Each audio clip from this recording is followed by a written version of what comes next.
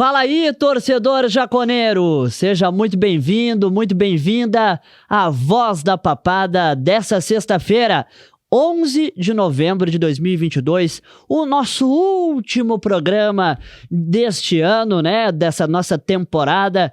Vamos passar a limpo, é claro, o jogo do Juventude contra o Flamengo, projetar já esta última rodada do Campeonato Brasileiro e também fazer um balanço sobre esse ano do Verdão, já projetando a temporada de 2023.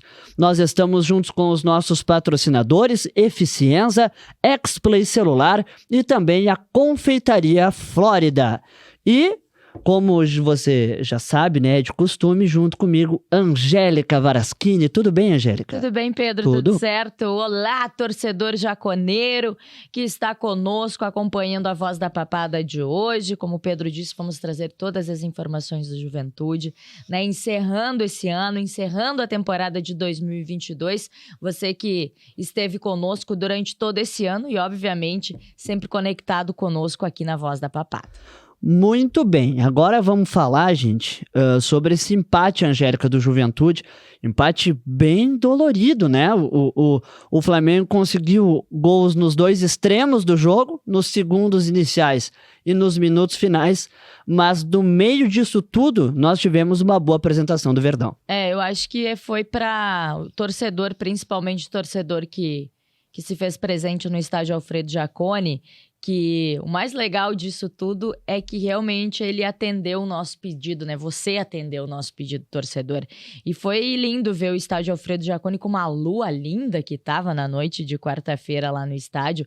E o Juventude, infelizmente, né, acabou levando o gol logo no primeiro minuto de partida, mas não se deixou abater pelo Flamengo, né? Não é porque o Flamengo era o campeão da Libertadores que o Juventude se fez menos por isso e mostrou uma boa postura em campo. Eu gostei do Juventude, né? Apesar de todos os desfalques, da situação que o técnico Celso Roth também tinha, né? Do momento do Juventude, jogando já rebaixado, a gente sabe que o sentimento realmente é outro, já muitos atletas projetando o ano que vem, se fica ou não fica no Juventude, e mesmo assim o Juventude foi atrás do resultado, buscou empate com o Paulo Henrique, para mim é um grande atleta, tomara que o Juventude consiga ficar com ele pro ano que vem, porque com certeza vai ajudar muito em 2023. O próprio Jadson, depois, né, o vira-vira, que foi tão importante pro Juventude e acabou levando aquele golzinho no finalzinho de partida, que eu acho que foi uma pena, assim,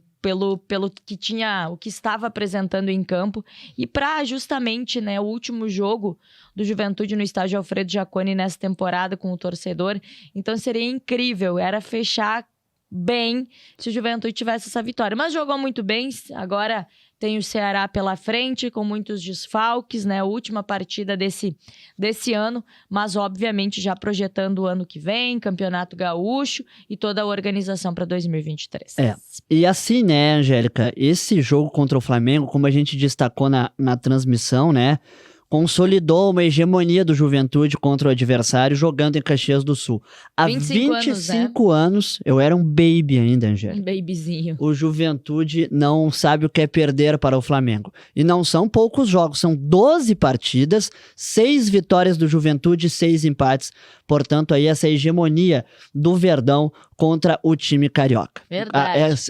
Estatística assim, tu gosta, né? Eu adoro estatísticas positivas pro Juventude. Ainda bem que tu já sabe, já vem, Angélica, olha só, a estatística não é muito boa, mas às vezes é muito boa. E que bom que continue, né, Pedro? Mas, e mais do que isso, é a postura, eu acho que a gente tem que, né, enaltecer a postura que o Juventude teve contra o Flamengo no estádio Alfredo Jaconi. Muito bem, agora vamos acompanhar o técnico Celso Roth em entrevista coletiva pós-jogo. Vamos ver o que ele falou sobre essa partida contra o Flamengo, também já projetando a próxima rodada.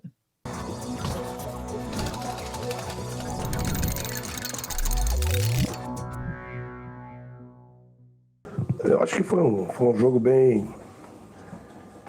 interessante, assim, né? Tecnicamente foi um bom jogo.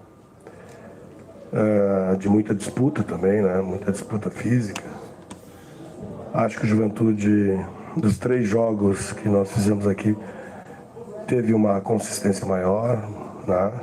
não só defensiva. Quando a gente fala consistência, as pessoas acham que é defensiva, não é isso. O Juventude teve uma consistência como time, defensiva e ofensivamente falando, né? Então, eu acho isso que é bom, é muito bom, porque a gente está no momento de despedida, né, de muitos jogadores, e um momento assim sempre é muito complicado de administrar. E eu estou muito satisfeito com o trabalho que a gente vem fazendo, que eles vêm fazendo comigo. E por que a gente fica satisfeito? Por que um treinador fica satisfeito? Porque o que a gente treina, né, quando a gente treina e os jogadores cumprem, a gente fica satisfeito, né? É a felicidade de um treinador. E esse grupo, mesmo que esteja no final de campeonato, no final de temporada, e certamente vai desaparecer, vai se desintegrar, eu estou muito satisfeito com o que eles vêm fazendo até agora. A luta é fazer com que a gente consiga manter esse nível, nível de participação, nível de entrega, de qualidade técnica. É isso que o Juventude quer, é isso que o Juventude tem como tradição, né? É essa situação que em momentos de vitória o Juventude teve. E é o que nós estamos procurando, né? Bom, mas a gente encontra rapidamente isso. Bom, a primeira situação sobre os jogadores, né? Nós já temos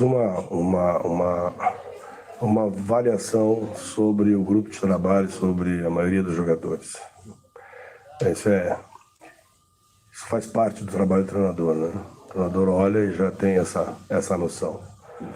A gente só não precipita as coisas. Eu acho que o Dudu fez um jogo bem razoável para quem não vinha sendo utilizado. Tem condição técnica e acho que vai nos ajudar. E é bom que se diga que o Dudu pegou um dos lados mais fortes do futebol brasileiro, né? O Rodinei simplesmente está num momento esplendoroso e ninguém esperava isso, principalmente vocês da imprensa, né? E junto dele, o Mateuzinho, né? Que também é um grande jogador e jogou um pouco mais para frente. Então, eu acho que nesse aspecto o Dudu se comportou bem. E tiramos o Dudu não por problema técnico, tiramos porque ele estava sem ritmo de jogo. Ele aguentou bem até os 15 e poucos minutos, que foi o tempo que ele saiu, né? E quanto ao Juan, o Juan estava fazendo coisas de menino de 17 anos, né? Ele entrou no jogo com muito entusiasmo, estava jogando de volante, jogando de meia, jogando de ponta, jogando de centroavante, jogando tudo que é lugar, aí ninguém aguenta, né? Então, a minha conversa com ele foi para isso, né? Se tu é centroavante e joga onde tu tem que jogar. E eu acho que o Jean, eu não sei por que razão, não vinha jogando, né? Por escolhas, sei lá. Também não interessa. O que importa é que o Jean, a qualidade do Jean e do Yuri, nós temos que dar sequência. Ninguém joga se não tiver sequência, né? Então o treinador tem que acreditar, deixar, mesmo que não seja no primeiro momento aquilo que tu imagina. Se tu começares a acreditar no jogador e começares a conversar com ele, a orientar, né, ele tem a possibilidade de te dar um retorno melhor. É isso que está acontecendo com os jogadores do meio do campo, principalmente o Jean, que não vinha jogando, e o Yuri, né? Dos atacantes móveis é porque nós estamos sem atacantes, né? O Vitor Gabriel levou o terceiro cartão, o Ricardo Bueno saiu porque a direção tomou a atitude que tinha que tomar, não vai ficar o ano que vem. E o Pita não estava à disposição porque o empresário do Pita, o Pita e o próprio empresário dele pediram para não jogarem os últimos 3 jogos. Então isso tem que ficar publicamente bem claro. O jogador e o empresário que pediram para não jogar. Então, dentro dessa alternativa, é aquilo que todo treinador diz a todo momento, ou pelo menos acho, né? Eu pelo menos digo isso. O treinador de time de futebol tem que fazer tem que se adaptar a características dos jogadores que tem. E foi isso que nós fizemos. Professor, tem apenas mais um jogo agora no Campeonato Brasileiro e o foco é todo para o ano que vem, né? Até para esse jogo contra o Ceará, mais uma vez, só vai ter bastante desfalques pelos cartões, né, de hoje. Então, também mais uma dorzinha de cabeça aí na semana. Mas como é que vai ser depois disso, já projetando uma pré-temporada para o Campeonato Gaúcho, né, que é um campeonato também diferente, onde o Juventude busca uma melhor colocação do que foi também esse ano? Para aqueles torcedores que hoje estavam atrás de mim ali gritando para botar os jovens, eles vão ter a oportunidade de ver os jovens agora, né? até por essa circunstância que tu falaste. Então nós vamos colocar. E é bom que eu diga isso, né? Aqui ninguém é desatento, né? Por mais que exista essa ansiedade do torcedor para que a fotografia do Juventude mude e que os jovens se apresentem, né? Nós temos que ter muita calma com eles, porque a gente não pode queimar uma safra que está vindo aí. Olhá-los? Sim, vamos olhá-los, vamos avaliá-los, né? E vamos colocá-los, pretendemos, né, didaticamente. Um treinador falar de coisa didática é meio novo, né? Mas é isso mesmo. A gente tem que fazer as coisas paulatinamente. Didático é tu usar todos os critérios que tu tem, cognitivo ou não, para que os jogadores possam entrar no time e não tenham nenhum revés. Porque senão o revés nessa faixa etária é muito complicado de recuperar depois. Então essa que é não a característica, mas esse conhecimento, né, o treinador tem que ter. Às vezes a ansiedade do torcedor faz com que se tenha aí atitudes precipitadas e fora do tempo certo. Muita gente me conversa comigo sobre isso, né? Assumir o Juventude depois de uma queda. Mas é exatamente para isso. Foi exatamente planejado junto com a direção, desde o primeiro momento, né? Que eu falei para vocês. Quando eu fui de encontro à direção do Juventude, nós nos acertamos que a partir do momento que o Juventude caísse, né? Que já estava bem encaminhado, infelizmente, esse ponto, nós conversamos com a direção do Juventude e nós colocamos, não, tem que assumir nesse momento, porque nesse momento a gente consegue administrar e conhecer os jogadores, né? Não é no momento da vitória que a gente conhece as pessoas, é no momento da derrota. Então é isso que a gente está fazendo aqui. E eu espero, juntamente com a direção do clube, o presidente está aí, meu vice de futebol está aí me olhando, eu espero que junto com essas pessoas a gente consiga de novo colocar o Juventude onde a gente quer, que é um time guerreiro, que é um time que é equilibrado, um time que tenha jogadores que saibam da história do clube e lutem pelo clube como eles estão lutando e como eu também estou lutando nesse momento, né? Eu poderia muito bem ficar em casa tranquilo ou colocar aí o assistente para treinar esses 4 jogos. Não, eu estou sofrendo junto com eles. E isso faz a diferença.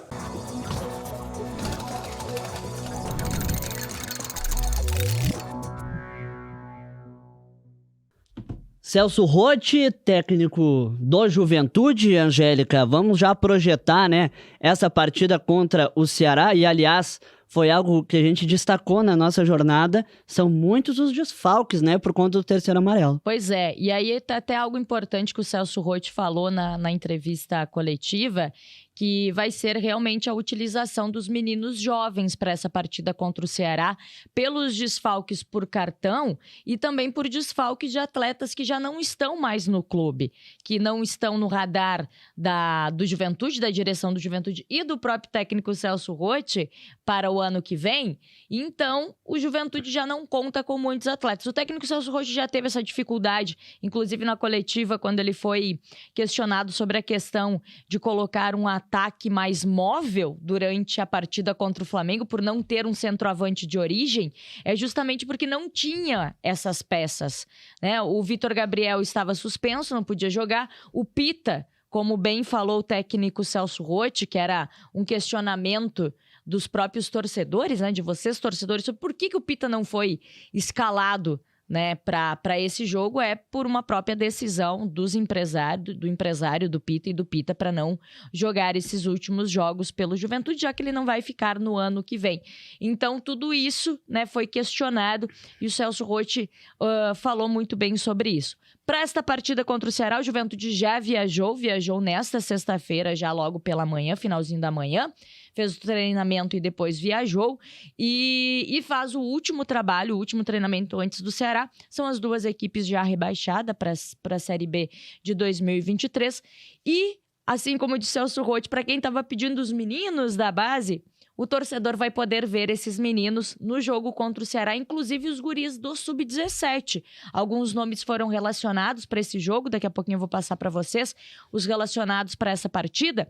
E fora o Pará, o Pará, o Juan e o Rafinha, também vai ter esses meninos do Sub-17 que vão estar e já estão na lista dos relacionados. Para esta partida, então, dos cartões que a gente havia falado, né, Pedro? Jean Irmer, Jadson, Paulo Henrique, Capixaba e Chico Kim não viajaram, tomaram o terceiro cartão amarelo contra o Flamengo e ficam fora. E também o Felipe Pires, que vai acompanhar o nascimento do filho, então também não vai estar presente nesta partida contra o Ceará. Dentro dos relacionados, a gente tem, como eu disse, algumas novidades. O César, né, no gol viaja, o Dudu, lateral esquerdo, né, que até o técnico Celso Roth falou sobre ele também, Gabriel Tota, Guilherme Parede, Kelvin, que é relacionado, a novidade também, o Kelvin estava no departamento, ele teve uma lesão muito grave durante o ano, então agora foi relacionado. O Moraes, que volta, tinha recebido o terceiro cartão amarelo e não jogou contra o Flamengo, agora volta o Moraes. Pará, o Paulo Miranda, que também teve um desconforto no tornozelo durante a semana, não foi relacionado contra o Flamengo, então agora joga contra o Ceará. Pegorari, o Ramires, que é o zagueiro da base também, mas treinou durante todo o ano com a equipe profissional, então foi relacionado. O Rodrigo Soares, Juan, o Thalisson, que volta também para essa partida, quer dizer, o Thalisson já estava, né? O Vitor Gabriel, que retorna, então foi relacionado pelo técnico Celso Roth, Vitor Mendes e Yuri. E a grande novidade é o da Rocha, que é o lateral do Sub-17, e também o Guilherme Gering, que foi o capitão, volante da equipe Sub-17 desse ano, foi relacionado para esta partida. Inclusive ele fez gol na final, né? Fez gol na final. Então a gente vai ter esses meninos também relacionados e possivelmente o técnico Celso Roth vai utilizá-los para esta partida. Muito bem, Angélica. Vamos repassar então essa 38ª rodada e última do Campeonato Brasileiro, né? Então, nós temos aí um jogo amanhã, 4 horas da tarde, entre Flamengo e Avaí. O Flamengo já classificado para a Libertadores, Avaí já rebaixado. Também, então, o restante da rodada toda concentrada no domingo, 4 horas da tarde. São 9 partidas. América Mineiro e Atlético Goianiense, Bragantino e Fluminense, Corinthians e Atlético Mineiro, Santos e Fortaleza, Internacional e Palmeiras, Goiás e São Paulo, Cuiabá e Coritiba, Atlético Paranaense e Botafogo e Ceará e Juventude. Inclusive, o jogo será com portões fechados, Angélica. Exatamente, sem torcida. Por conta dos incidentes, né, da confusão que houve na partida do Ceará contra o Cuiabá. Nós temos pouca coisa em jogo nessa última rodada, Angélica, porque já são 6 times, são 5 times, melhor dizendo, classificados diretamente para a Libertadores, portanto, uma vaga direta para a Libertadores e 2 vagas para a pré-Libertadores, e claro, a última vaga do rebaixamento, que será ou do Atlético Goianiense, que é o 17º colocado, ou do Cuiabá, 16º colocado. Mas, para isso, o Atlético Goianiense vai precisar vencer e tirar uma diferença de saldo do Cuiabá, de 3 gols. Portanto, o Atlético Goianiense teria que vencer por 3 gols e o Cuiabá perder por 3 gols. Então, possivelmente, o Atlético Goianiense será rebaixado junto com o Ceará, o Avaí e o Juventude. Esses 4 estarão se enfrentando mais uma vez no próximo ano no Campeonato Brasileiro da Série B, né, que já tem aí todos os seus adversários definidos. Então, Juventude se preparando. Mas antes da Série B, tem a Copa do Brasil, que ainda não saiu a tabela, mas será no mês de fevereiro.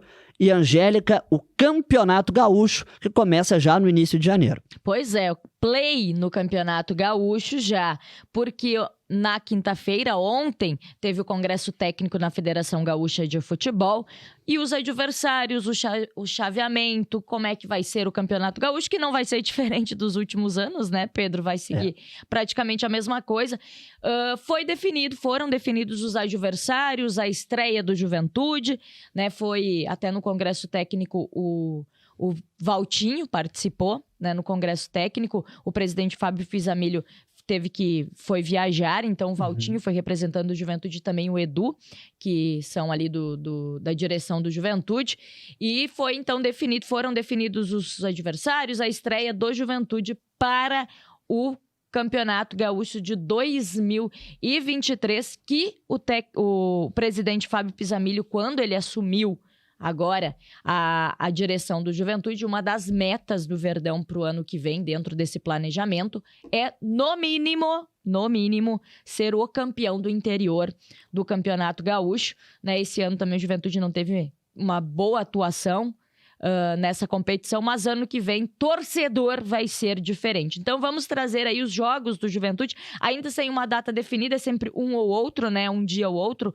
Ou, por exemplo, o Campeonato Gaúcho deve começar no dia 14 ou no dia 15 de janeiro. E a estreia do Verdão é fora de casa contra o Internacional no Beira-Rio. Então, ou dia 14 ou dia 15, torcedor, vai ser o jogo. Depois o Juventude joga em casa, a primeira partida em casa no Campeonato Gaúcho é contra o São Luís de Juí, no dia 21 ou dia 22, é sempre uma data ou outra ainda para definir dentro da tabela da Federação Gaúcha de Futebol. Depois o Juventude pega o Novo Hamburgo fora de casa, o Avenida, que foi um dos times que subiu da divisão de acesso para o Campeonato Gaúcho desse ano. O Juventude pega aqui, também vai ser um confronto de verdes, né? Porque o Avenida de Santa Cruz do Sul também tem como símbolo periquito, então vai ser os dois, periquitos, Juventude e Avenida. Depois o Juventude pega fora o Ipiranga, recebe o Grêmio aqui no estádio Alfredo Jaconi, o São José fora, o Aimoré em casa, no estádio Alfredo Jaconi, e o Clássico Caju esse ano vai ser no Centenário. Ano que vem. No ano que vem, Caxias e Juventude, dia 25 ou 26 de fevereiro, no Centenário, o Clássico Caju. Depois Juventude pega fora, são 2 jogos fora, o Esportivo, e termina o Campeonato Gaúcho nessa primeira fase, no dia 11 ou 12 de março, jogando contra o Brasil de Pelotas aqui. O torcedor pode dizer, mas Angélica, parece praticamente os mesmos confrontos do ano passado, desse ano. E são, só que com E do ano passado também. só que com um mando invertido. É. O Juventude que jogou o primeiro jogo esse ano contra o Internacional no Jaconi, joga contra o Internacional fora e termina essa primeira fase contra o Brasil de Pelotas em casa. E esse ano terminou jogando fora de casa. Essa logística do Juventude pro final do Gauchão acabou sendo interessante, né? Porque são 2 jogos fora, mas um é o Clássico Caju, portanto não vai precisar viajar. Exato. E o outro é contra o Esportivo, que é ali em aqui do Bento. lado. E daí não vai precisar viajar a Pelotas, que seria a viagem mais longe, junto com o Ijuí, né? Vai receber os 2 aqui. Então, a logística do Juventude... E é longe, Juiz. É longe, né, Angélica? longe. Umas 5 horas, 6? Dá umas 5, 6 horas. Então tô bem de geografia. Dá mais ou menos isso aí. Então tá. Mas o regulamento, Angélica, É o ele mesmo, é o né? mesmo, né? São 12 times, né? Em turno único, portanto, 11 partidas, e com os 4 primeiros colocados se classificando para as semifinais, são 2 jogos nas semifinais, né? Ida e volta, o primeiro contra o quarto, o Exato. segundo contra o terceiro.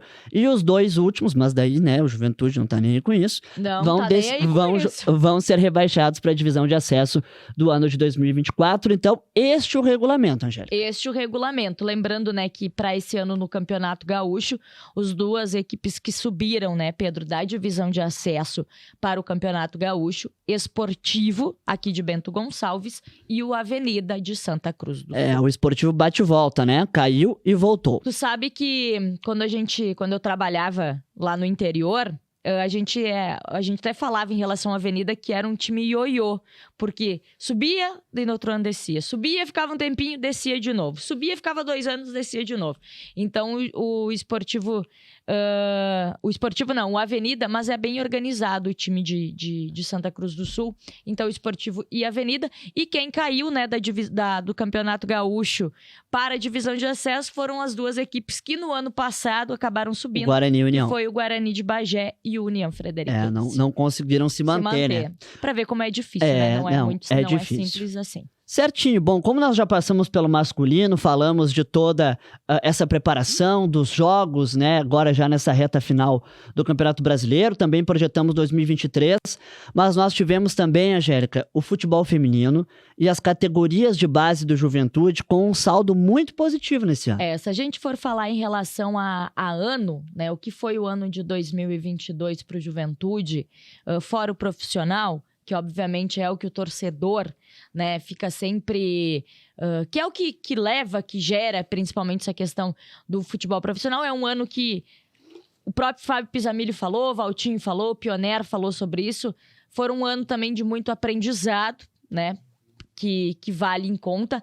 Mas o que foi a categoria de base, que é algo que o clube preza muito, ano que vem vai ser levado muito mais em consideração também essa questão. O campeão Gaúcho, sub-17, Juventude teve uma campanha esplêndida nessa competição, passou por vários adversários, passou pelo Internacional, passou pelo Gramadense, que também fez um time muito forte dentro dessa categoria, por isso que alguns dos meninos para o jogo contra o Ceará foram relacionados, então é o que vale, é o futuro do clube que está por aí.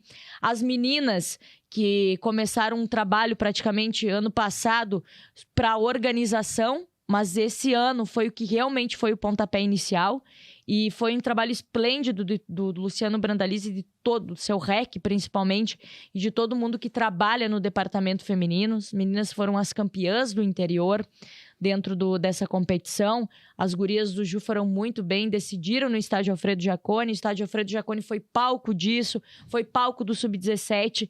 Então, é tudo que abraça, e o Juventude vem abraçando isso. Fora também a gente falar da questão estrutural do estádio Alfredo Jaconi e do CT. A ideia é que ano que vem tudo aconteça no CT do Juventude, né? A questão da apresentação, todos os treinos agora, obviamente, já acontece, mas está sendo montada uma estrutura muito organizada lá no CT. O estádio Alfredo Jaconi para ser utilizado apenas para os dias de jogos. Então, tudo isso também está sendo organizado. Então, o saldo ele é positivo, sem déficit dentro do caixa do Juventude. Então, tudo isso é um ponto positivo para que a organização e o planejamento seja ainda melhor para o ano de 2023. E até hoje, né, nessa sexta-feira, o Pará, né, que é o menino da base, assinou contrato com o Juventude, então faz parte, vai permanecer aí no Juventude por mais alguns anos, que é importante também.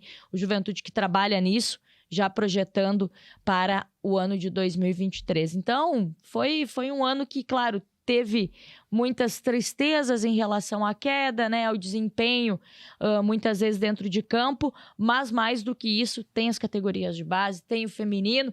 Algo legal também que a gente tem que citar aqui foi, dentro dessa questão da base, cria da base, Alex Telles, né, que foi a cria da base do Juventude, foi convocado para a seleção brasileira. Vai ter Juventude na Copa. Vai ter Juventude na Copa do Mundo.